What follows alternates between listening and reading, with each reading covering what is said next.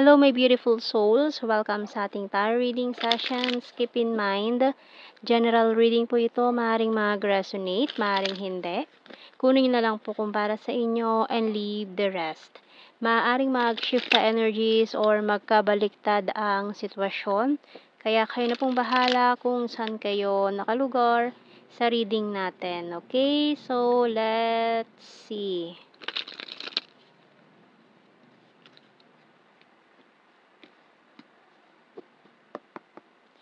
So, first card natin, Tower. And the Star. We also have here the Knight of Cups and another Knight of Pentacles. We have here the Four of Swords and the Judgment card. Two of Cups and the Page of Wands. Okay, yung bottom card natin, Emperor. So, kahit na ganyan, first card natin, Tower card. So, may hindi magandang nangyari na parang you're trying to forget or move on from that situation, pero may good news coming in. No, with the Star, ito dalawang natin kabalyero dito, Knight of Cups, Knight of Pentacles, and the Page of Wands. So may magandang balita naman na paparating, no, pagkatapos nitong pinagdaanan mo. Kumbaga may pinagdaanan kang hindi maganda. Pero mukhang nalampasan mo na yan, yung mga struggles na yan, and coming in good news for you. So, tingnan natin ano ba meron dito sa good news. So, tingnan natin ang message ng ating mga archangels.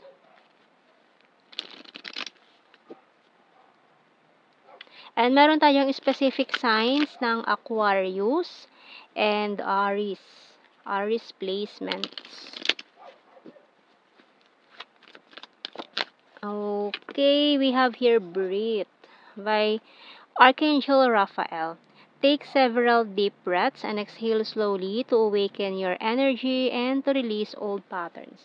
So, may mga nilet go ka na rin ng mga toxic past or mga toxic na mga nangyari noon or pwedeng toxic people. Ganyan na maaaring kinalimutan mo na and mukhang ikaw ay ready now for this new beginning coming in for you. Okay, so tingnan natin sa ating mga signs and symbol cards. So, we have here the broom, mask, and traffic light. So, maaaring it's about divine timing with this traffic light. So, itong mga mukhang may mga nahubaran na ng maskara dito. So, nalaman mo na yung mga taong ito na pinaplastic ka lang, na sinisiraan ka behind your back. So, alam mo na kung sino itong mga taong to na maaaring naging cause nitong tower natin dito, tower card natin dito, mga tower moments mo in the past na akala mo is mapagkakatiwalaan tong mga taon to na pinagkatiwalaan mo, tapos ganun yung ginawa sa'yo. No, maaaring alam mo na kung sino itong mga ito, kaya alam mo na kung paano bumalik ulit sa sa balanse ng iyong ginagawa, no? So, you're on the right track na ulit. Kasi parang na-misplace ka parang nawala ka sa momentum ng mga ginagawa mo sa iyong career, sa iyong dreams, goals, ganyan, kasi dahil sa mga sumisira. Pero kahit na gano'n, etong mga pinaggagawa mo sa buhay ay hindi naman totally na napariwara or nabaliwala yung mga efforts mo. And then, may mga tao pa rin talaga na nakikita kung ano yung ginagawa mo na tama, no? Kaya sa'yo pa rin sila, no? Sa'yo pa rin kumbaga nakabungkus itong mga taong ito na talagang sumusuporta sa'yo. So, ngayon alam mo na kung sino yung mga mapagkakatiwalaan mo sa hindi.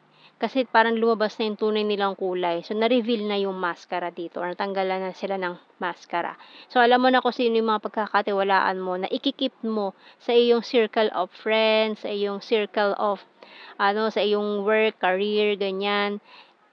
And, tingnan pa natin. We have here the shoes. So, pwede rin yan sa love life, career. Ayan, bell, and camera.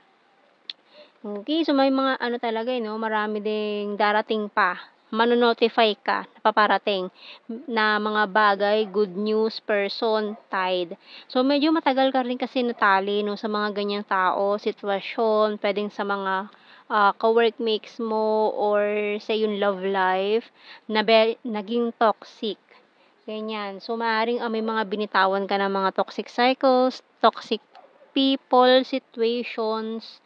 Kaya ngayon, parang bumabalik ka na sa momentum. So, kumbaga, umaayos na ulit yung bagay, yung buhay mo. Ayan. So, tingnan natin sa mga tarot messages, oracle cards natin.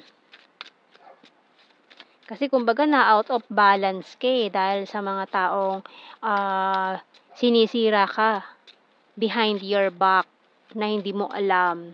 Akala mo mapagkakatiwalaan pero hindi pala. Maaring sumira din sa inyong career, sa iyong mga love life, ganyan, or siniraan ka sa mga tao, sa iyong family. So we have here, I want commitment. So ngayon, moving forward ka na. And, can you forgive me? Tapos, yung mga taong yan is maaring humingi din sila ng kapatawaran mo. Ayan, feeling betrayed yan, oh. Talagang pinagtaksilan ka nitong mga to. Maaring pinagtulong-tulungan ka pa ng mga taong yan para lang pabagsakin ka, pero hindi sila nagtagumpay. I'm guarded and wounded. And can we talk? I want to grow old with you and I'm a liar. So, ayan o, talagang lumabas ang tunay na kulay ng mga taong ito na nanira sa'yo. Pero hindi sila nagtagumpay. And I watch you from afar. So, ayan, meron din tayong energy dito na maaaring your divine counterpart who's watching you. Maaaring itong taong to ay nakamasid lang siya sa'yo, pinagmamasdan ka, and parang inaalam niya yung mga galawan mo, kung papaano ka back sa mga nanira sa'yo. Ayan. And tingnan natin. Kuha tayo ng more messages natin dito sa ating mga The Hidden Truth. Oracle cards. You came closer than anyone. Parang ang lapit na pero parang ang layo pa rin. So, we need to let each other go. Okay. So, kaya parang itong taong ito is nakamasid lang siya sa'yo. Maaaring may nangyaring hindi maganda in your past. Maaaring twin flame energy and separation, ganyan. Pero nakamasid lang siya sa'yo, hindi ka pa rin niya totally binibitawan, no? And we have here, I regret lying to you. I will wait for a sign from you. So, siguro yun, naghihintay nga rin to ng divine timing, right time. And just being near you is intoxicating kasi na-overwhelmed tong taong ito sa energy. So, ayan, sometimes I stay awake thinking about you. Finding out the truth crushed me. So, ayan o, maaaring, nung lumabas na yung katotohanan about dito sa mga taong ito na ginawa nila about you, ay talagang parang parang nahiya rin siya sa sarili niya na kumbaga parang hindi ka niya pinakinggan nitong taong ito na nakamasid sa'yo. Parang hindi ka niya pinakinggan, parang umiwas siya sa'yo dahil sa paninirang puri ng mga taong ito. And then ngayon nung nalaman niya na yung katotohanan, para siyang binuhusan ng malamig na tubig kasi mas pinaniwalaan niya yung mga taong yun. So we have here, I don't react when people mention you. So talagang halos 'di ba, yung dinedma ka nitong taong 'to dahil do'n. Kasi sa mga paninira, naniwala siya. Kaya gano'n, umiwas siya sa'yo, parang inignore ka na niya, hindi ka niya na kinausap. Kahit nag-explain ka na sa kanya, pero talagang lumayo siya talaga. Pero nakamasid lang 'yang taong 'yan sa'yo, pinagmamasdan ka. Alam niya na ngayon ang totoo, ayan.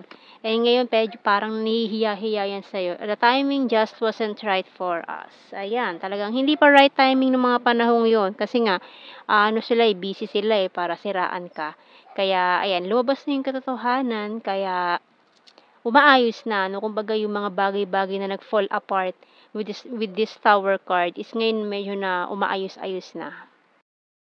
So, kuha tayo ng mga initials natin.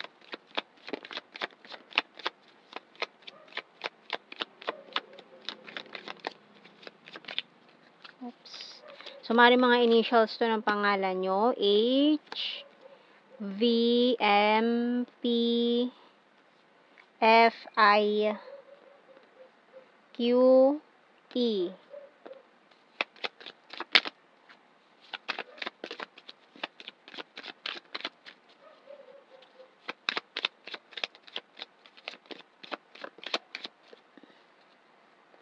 May letter O, J, Joe.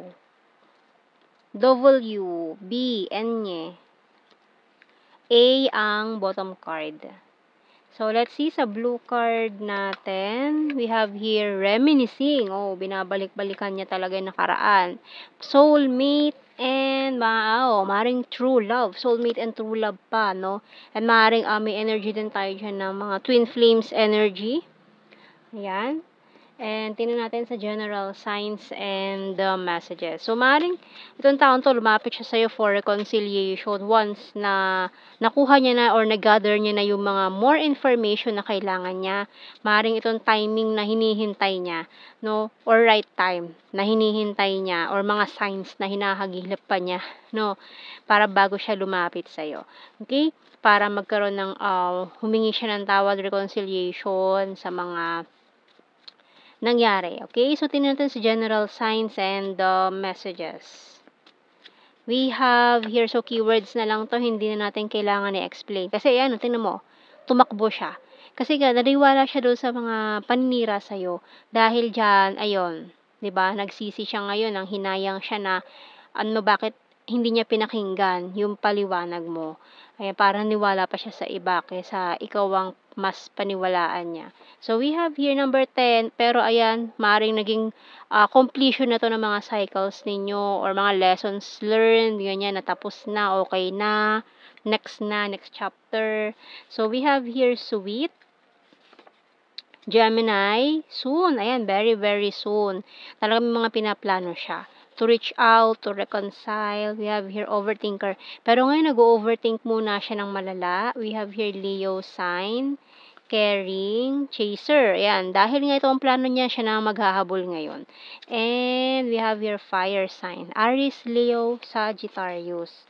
We have here amazing, very serious, Luzon, practical, past person, logical, April, athletic. So, maaaring humabol pa bago matapos ang April. Ayan, and Aquarius. Okay, so yan ang ating reading, my beautiful souls. Thank you for watching. Take care and God bless. See you in our next reading, guys. Bye-bye.